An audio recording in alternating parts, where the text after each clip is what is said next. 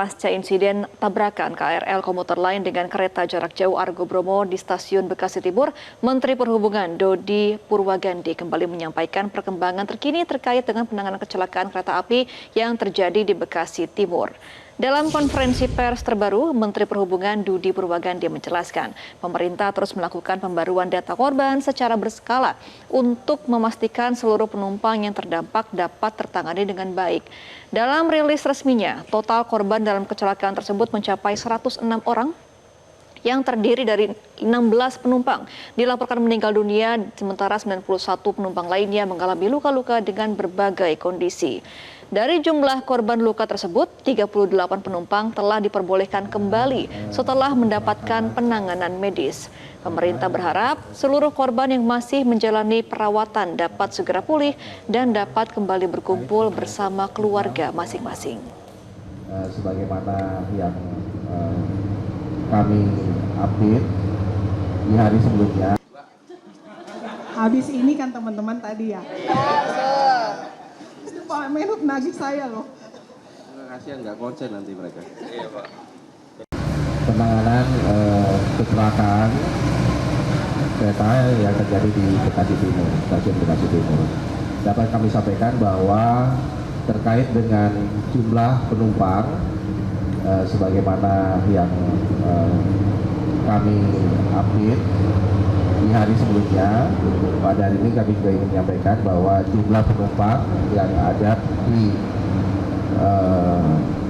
yang menjadi korban, baik yang meninggal maupun yang luka-luka adalah sejumlah 106 penumpang. Kemudian yang meninggal dunia 15 penumpang dan yang luka-luka 91. Dari 91 penumpang yang luka-luka, 38 penumpang sudah kembali. Nah, harapan kami bahwa sisanya insya Allah mudah-mudahan bisa segera diberikan kesembuhan dan bisa kembali ke rumah berkumpul bersama keluarga. Sementara itu pemirsa, Direktur PT KAI Indonesia Bobi Rashidin memastikan kalau jalur kereta di Bekasi Timur berlangsung normal. Hal ini ditegaskan dalam konferensi pers setelah pemulihan dan pemeriksaan keselamatan pasca kecelakaan bersama tim KNKT. Meski demikian, pembatasan kecepatan 30 km per jam masih diberlakukan untuk keperluan keselamatan di Stasiun Bekasi Timur. Diinformasikan bahwa jalur hilir itu telah dibuka jam 1.30 pada tanggal hari Selasa kemarin, tanggal 27, jam 1.30 malam, ya, atau dini hari, sehingga jalur itu sudah bisa dilewati oleh kereta-kereta jarak jauh yang arah dari timur. Tadi malam jam 2, alhamdulillah, yang jalur hulunya itu setelah pripal, artinya bebas dari puing-puing, dan kita sudah pastikan bersama KNKT juga memastikan keselamatan pemakaian jalur ini untuk pemakaian kereta-kereta jarak jauh. Walaupun kami masih melakukan pembatasan kecepatan 30 km per jam di stasiun ini. Seperti yang disampaikan oleh Pak Menteri tadi, bahwa insya Allah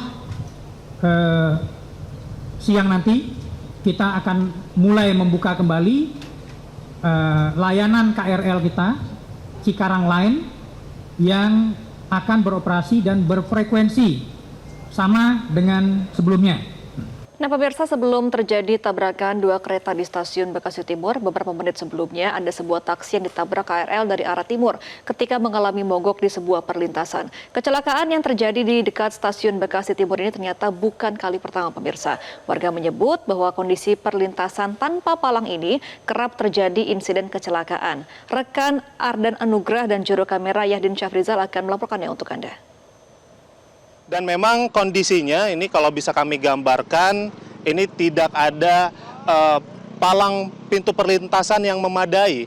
Ini kalau bisa dilihat hanya ada satu palang pintu perlintasan yang lokasinya dekat untuk menuju ke Jalan Protokol Insinyur Haji Juanda. Itu bisa dilihat di sana hanya menggunakan sebilah bambu dan dioperasikan secara manual oleh para petugas yang ada di sini.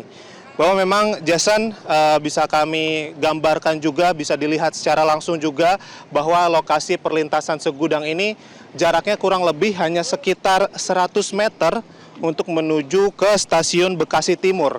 Ini di layar kaca Anda bisa dilihat secara langsung bahwa itulah stasiun Bekasi Timur yang mana pada hari Senin malam kemarin tempat terjadinya kecelakaan antara kereta api Argo Bromo Anggrek bersama dengan KRL yang sedang tertahan di stasiun tersebut. Dan saat ini memang proses pengoperasiannya ini masih dilakukan secara manual, karena kalau di tempat kami melaporkan saat ini di titik ini tidak ada palang pintu perlintasan yang hendak menuju ke arah Jalan Ampera Raya di Bekasi Timur ini. Tidak ada palang pintu perlintasan, sementara itu juga untuk lampu penerangan ini kami perhatikan hanya ada satu di sini yang dekat dengan Jalan Ampera Raya. Ini juga merupakan lampu LED. Kami masih belum yakin apakah kalau malam hari ini lampunya cukup untuk bisa menerangi perlintasan sebidang yang ada di sini. Dan memang di sini hanya ada beberapa petugas yang masyarakat sekitar yang melakukan pengarahan begitu, penjagaan secara manual ketika memang sedang terjadinya perlintasan kereta. Kita akan coba tanyakan langsung Jason dan Valen kepada salah satu penjaga perlintasan di sini. Pak, boleh minta waktunya sebentar, Pak? Boleh kenalan dulu, namanya siapa, Pak? Awang, Bang.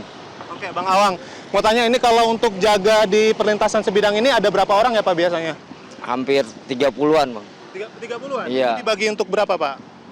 Pokoknya pagi, siang, malam. Pagi, siang, malam berarti Iya. 30 orang ya? 30 orang tuh. Kalau Abang sendiri yang menjadi saksi kejadian di malam kemarin, kira-kira, Bang? Kalau kemarin mah posisinya mobil mati di sini. Bukan Abang yang menjaga? Bukan, iya. Pokoknya mobil udah mogok, udah kekunci, Bang. Jadi nggak bisa didorong pun tidak bisa itu. Iya, makanya warga udah mencoba membantu, cuma nggak bisa.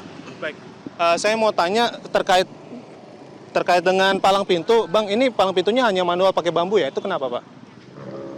Itu emang dari dulu, Pak. Dulu ada portal tuh. Cuma portalnya patah, nggak ada yang ganti lagi, akhirnya pakai bambu. Oke, ini Iya. inisiatif warga aja berarti ya? Inisiatif warga juga sendiri, nggak ada dari pemerintah, nggak ada dari mana-mana. Baik, oke. Makasih banyak ya Pak Iya, Awang atas kesempatannya. Iya. Ya, tadi sempat sedikit kami mewawancarai salah satu penjaga palang pintu perlintasan ini bahwa memang di sini sangat bahaya sekali karena dari lebarnya hanya sekitar 5 meter dan hanya dioperasikan secara manual. Tentunya kami masih menantikan bagaimana upaya dari pemerintah maupun juga pihak terkait agar kejadian serupa ini tidak terjadi kembali, yang mana ini membahayakan masyarakat yang melintas di perlintasan sebidang. Jelajahi cara baru mendapatkan informasi. Download Metro TV Extend sekarang.